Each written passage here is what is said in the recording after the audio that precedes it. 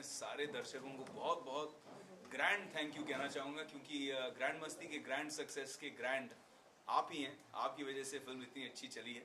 और ये कभी सोचा भी नहीं था कि फिल्म एक हफ्ते में 70 करोड़ का बिजनेस क्रॉस कर जाएगी।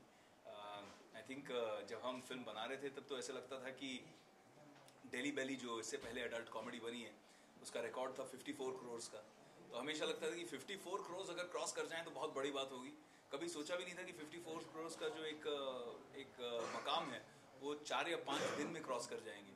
तो बहुत अच्छा लग रहा है और तेज़ी से सारे रिकॉर्ड तोड़ रही है फिल्म। और ख़ासकर जब फिल्म एक फ्राइडे सैटरडे संडे को अच्छी ओपनिंग लेती है और Monday Tuesday Wednesday Thursday sustain करती है। हालांकि हमारी फिल्म शायद ये जवानी है दीवानी या चेन्नई एक्सप्रेस जैसी बड़ी फिल्मों से आधे नंबर ऑफ स्क्रीन्स में रिलीज़ हुई है, फिर भी बहुत सारे ऐसे रिकॉर्ड्स हैं जो जहाँ पे हम थर्ड बिगेस्ट या फोर्थ बिगेस्ट इस साल के 2013 के रिकॉर्ड बनाए जा रहे हैं। तो it feels very good. Thank you so much to the audience. Daddu और फैफी को कितना मिस कर रहे हैं? दद्दू को बहुत बहुत मिस कर रहा हूँ, क्योंकि दद्दू से मिलके बहुत समय हो गया। दद्दू इस वक्त लंदन में हम शक्ल की शूटिंग कर रहे हैं, तो बार बार फैफी और मैं उनसे यही इल्तजा कर रहे हैं कि जल्दी आएँ। और वो हमें प्रॉमिस कर रहे हैं कि अगर पिक्चर 100 करोड़ करती है तो ज़रूर एक दिन के लिए तो छुट्टी मना के आएंगे जहाँ पे हम सब मिल के सेलिब्रेट कर रहे हैं। फैफी को मैं आज रात मिल रहा हूँ और हमारे मुंबई के डिस्ट्रीब्यूटर हैं जो हमारे लिए एक पार्टी रखना चाह रहे हैं। वो बहुत बहुत एक्साइटेड हैं, बहुत खुश हैं जो मुंबई टेरिटरी में बिजनेस हुआ है उसको लेकर। तो आज रात पूरी कास्ट और क्रू मिलेगी और खूब सेलिब्रेशन करेंगे। अब तक का बेस्ट कॉम्प्लीमेंट कौन सा मिला आपको, जो भी मतलब आपको फोन किया गया और बताया गया कि आई थिंक ग्रैंड मस्ती को लेके अब तक का बेस्ट कॉम्प्लीमेंट ये था, जब फ्राइडे को रिलीज़ हुई थी फिल्म, मैं दिल्ली में था और मैं थिएटर में जा रहा था पिक्चर देखने के लिए कि क्या रिस्पांस आ रहा है। तो दोपहर के शो को फिल्म हाउसफुल थी और जब अंदर गया, हालांकि मल्टीप्लेक्स था, 50% ऑडियंस लड़कियां थी और लड़कियां खूब सीटियां बजा रही थी, एंजॉय कर रही थी, बड़ी ग्रुप्स में आई थी। और एक ग्रुप था लड़कियों का जिन्होंने मुझसे पूछा कि विवेक हम आपसे एक सवाल करना चाहेंगे। तो मैं थोड़ा सा टेंशन में आ गया कि पता नहीं क्या सवाल पूछेंगी, और उन्होंने पूछा पार्ट 3 कब आ रही है। तो ये आई थिंक सबसे बड़ा कॉम्प्लीमेंट था हमारे। आपने क्या जवाब दिया? मैंने कहा बहुत जल्द। आई थिंक इसके लिए जो हमारे 3 रियल हीरोज हैं जो स्क्रीन के पीछे हैं, जो कैमरा के पीछे हैं, यानी कि हमारे डायरेक्टर साहब इंद्र कुमार और हमारे 2 बहुत ही talented writers mister Tushar Hiranandani and Milap Zaveri, ये तीनों को बैठकर खूब सोचना पड़ेगा कि अब और इससे ज़्यादा ग्रैंड मस्ती कैसे की जाए। एक तो ब्लॉकबस्टर हो गई, दूसरी ब्लॉकबस्टर के ऑलमोस्ट आपको सारे कॉम्प्लीमेंट्स तो मिल रहे हैं अभी तक ट्रेलर के लिए, तो उसके बारे में क्या कहना चाहेंगे जो आपका रोल है काल का आने वाली फिल्म क्रिस्टी के लिए? नहीं, thank you so much. I am so excited, क्योंकि ये एक मानो सुनहरा समय है, एक गोल्डन पीरियड सा लग रहा है कि एक ऐसा रोल जहाँ पे खूब मस्ती भरा हल्का सा कैरेक्टर, ग्रैंड मस्ती का मीत इतना अप्रिशिएट हुआ, पिक्चर इतनी अच्छी परफॉर्म कर रही है बॉक्स ऑफिस पर। और उसके 2 महीने के अंदर अंदर क्रिश 3 आएगी जहाँ पे बिल्कुल ही ऑपोजिट कैरेक्टर है, जो एक पावरफुल सुपर विलन का किरदार है। तो I am very very excited. और लोगों का जो एंटिसिपेशन है उसको लेकर, अभी हाल ही में हमारा एक लुक रिलीज़ हुआ था फिल्म, मेरा जो लुक है फिल्म में, काल के कैरेक्टर का लुक रिलीज़ हुआ था पेपर में ऑल इंडिया, और उसका जो रिएक्शन आया, जो रिस्पांस आया सारे सोशल नेटवर्किंग साइट्स पर और लोगों से और एसएमएस पे, फ़ोन्स पे, इतना बढ़िया लगा जब ऐसा रिस्पांस आया। लोग कहने लगे कि यार ऐसा लगता नहीं है कि कोई इंडियन कैरेक्टर है, ऐसा लगता है कोई इंटरनेशनल फिल्म से है। लोग कह रहे हैं कि ये जॉनी डेप जैसा लग रहा है कैरेक्टर। तो इस टाइप के जो रिएक्शंस आए हैं उससे इतना अच्छा लगा, क्योंकि आप मेहनत करते हैं कैरेक्टर पे। आई थिंक काल जो कैरेक्टर है इसके ऊपर मैंने करीबन 3.5 महीने होमवर्क किया कि इसका लुक कैसा होगा, किस तरह के कपड़े होंगे, किस तरह से बिहेव करेगा, और पूरी टीम ने इस पे मेहनत की। तो जब ऐसे रिस्पांस आपको मिलते हैं बहुत अच्छा लगता है। Well, विवेक, आपको लगता है कि bad becoming popular nowadays a lot? I think so. I hope so. I think Bad has always been popular यार। अगर आपको याद होगा तो गब्बर सिंह जो थे शोले के इटर्नल विलन, वो पार्ले जी बिस्किट्स को एंडोर्स करते थे। तो आई थिंक तब से लेके अब तक बैड कैरेक्टर्स की अपनी एक पॉपुलैरिटी है। और मैंने एक फिल्म की थी शूट आउट लोखंड वाला, जिसमें मैंने विलन प्ले किया था, तो लोगों को बहुत पसंद आई। तो आई थिंक एक विलन की भी अपनी पॉपुलैरिटी होती है, और ये रोल इतना पावरफुल था, ये once in a lifetime role है मेरे लिए। आई थिंक मुझे याद है फर्स्ट डे जब मैं शूट कर रहा था तो मुझे ऋतिक ने आके मेरे कान में बताया कि यू नो समथिंग। मैंने कहा क्या? ये रोल मैं करना चाह रहा था। मैंने कहा यार तुझे आज ही मिला बताने के लिए, मुझे और नर्वस कर रहा है। बट उसके बाद जितना उन्होंने मुझे प्रोत्साहन दिया, जितना सपोर्ट मुझे गुड्डू अंकल से, ऋतिक से, पूरी टीम से, फिल्म क्राफ्ट की पूरी टीम से जो सपोर्ट मुझे मिला है, जो प्रोत्साहन मुझे मिला है, उसके लिए मैं बहुत बहुत बहुत थैंकफुल हूँ। स्टार्स हैं वो ज़्यादातर आजकल बैड कैरेक्टर्स की तरफ ज़्यादा आकर्षित हो रहे हैं, कहीं ना कहीं समझ जाए। आई थिंक बैड कैरेक्टर्स का हमेशा एक आकर्षण हर एक्टर को रहा है, एंड एक नेगेटिव शेड प्ले करने में इतना मज़ा आता है। जब मैं काल प्ले कर रहा हूँ तो मुझे एक एक्साइटमेंट है, क्योंकि एक ऑरा है, एक एरिस्टोक्रेटिक ऑरा है इस कैरेक्टर के अतराफ। एक प्रिंस ऑफ डार्कनेस है ये कैरेक्टर, एक ऐसा सुपर विलन जो खुद अपनी कायनात बनाना चाहता है, अपनी दुनिया का बादशाह है ये। तो आई थिंक ऐसा कैरेक्टर प्ले करने का एक मज़ा जो है वो कुछ और ही है। How was your experience working on a Rakesh Roshan film? I think it was incredible. He's a legendary director. Guddu Uncle is somebody who's done films from the time I was in school, and उनकी फिल्में तब से देखते आ रहे हैं. And he's always had this amazing ability of blending powerful Indian emotion, you know, जो देसी बात होती है, emotional बात, and एक नया idea. मैं कभी सोच भी नहीं सकता था कि एक एलियन फिल्म हिंदुस्तान में बनेगी, और बनी, और हिंदुस्तानी तरीके से बनी, और इतनी बड़ी सुपर हिट रही.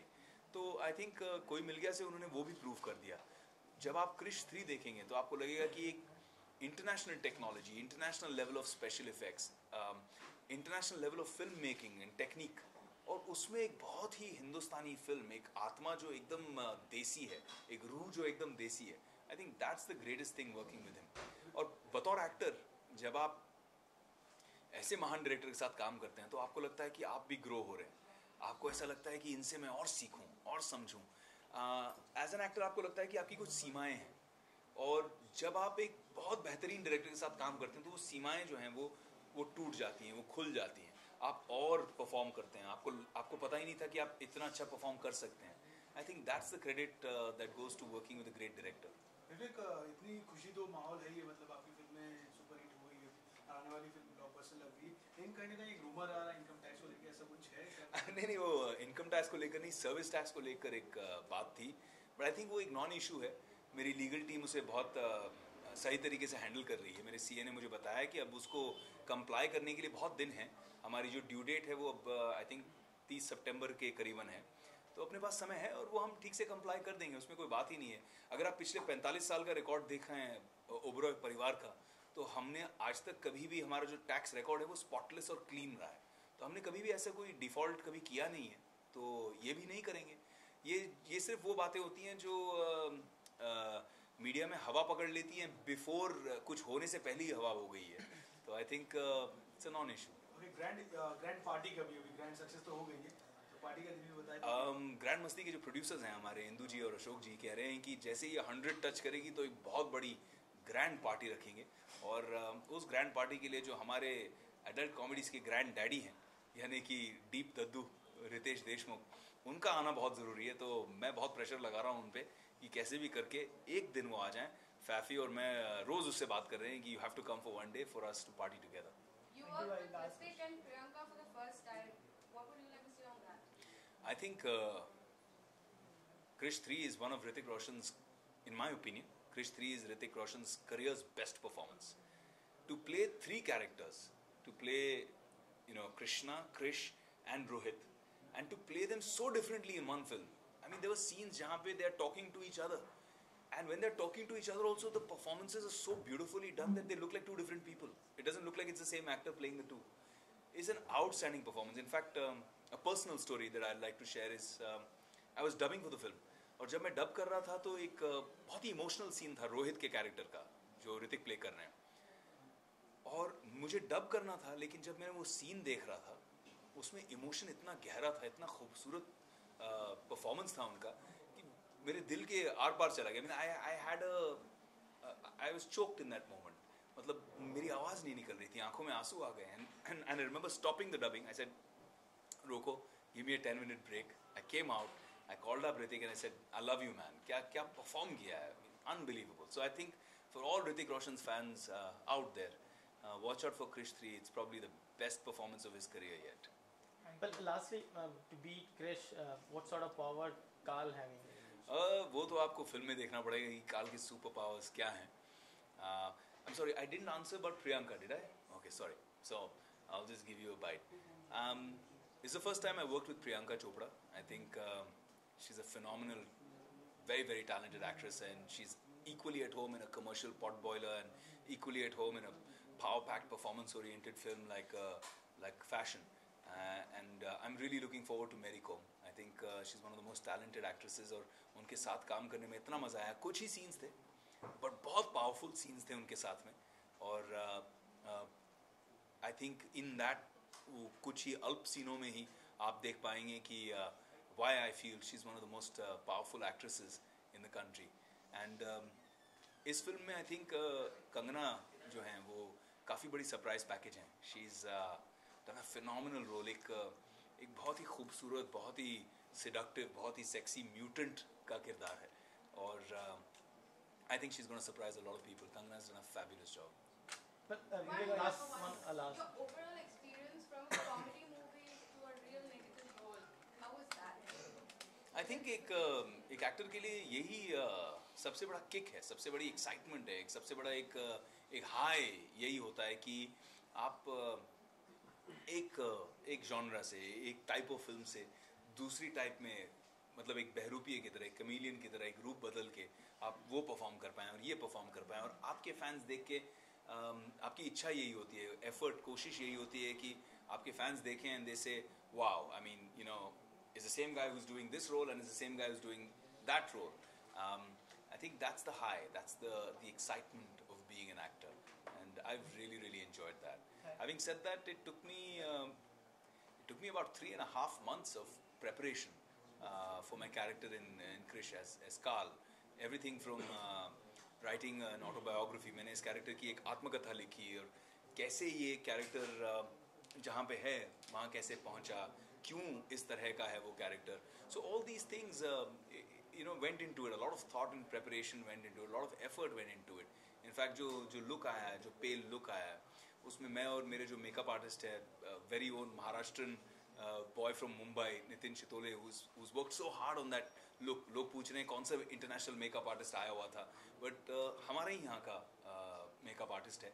और हम लोगों ने बैठकर उसके ऊपर बहुत बारीक सोचा कि एक कैरेक्टर, एक आदमी जो कभी धूप में नहीं निकलता है, जो हमेशा एक अपनी दुनिया में बंद रहता है, उसका स्किन किस कलर का होगा, उस पर रिएक्शन कैसा होगा, उसकी हेल्थ कैसी होगी, और उस बेसिस पे हमने एक कैरेक्टर डिज़ाइन करने की कोशिश की. So we tried very hard and I think it's got a very good response and very thankful. Any special power you like to have in yourself from Carl? I think मैं कुछ ही दिन पहले ऋतिक को कह रहा था कि रियल लाइफ में ऋतिक सुपर हीरो हैं, क्योंकि उनके पास एक बहुत स्पेशल पावर है, पावर ऑफ पॉजिटिविटी. वो एक ऐसी पॉजिटिव एनर्जी की बैटरी है कि उनके पास मिलो, उनके साथ बैठो तो आप चार्ज हो जाते हो. और मुझे उनकी ये बात बहुत अच्छी लगती है, बिकॉज मुझे याद है कि he was going in for his surgery and at that time I called him and I was very worried. I was in Thailand with my family and I said, "Sab theek to hai? How are you feeling? Are you okay?" And he was so positive on the phone. He was making me laugh. And I was thinking, yaar, ye aadmi surgery ke liye ja raha hai, into his head, and he's so positive. I think that's an amazing superpower to have, and I think that's the superpower I want to have. Power of being positive all the time. Thank you. Cheers, guys. Thank you. Thank you, sir.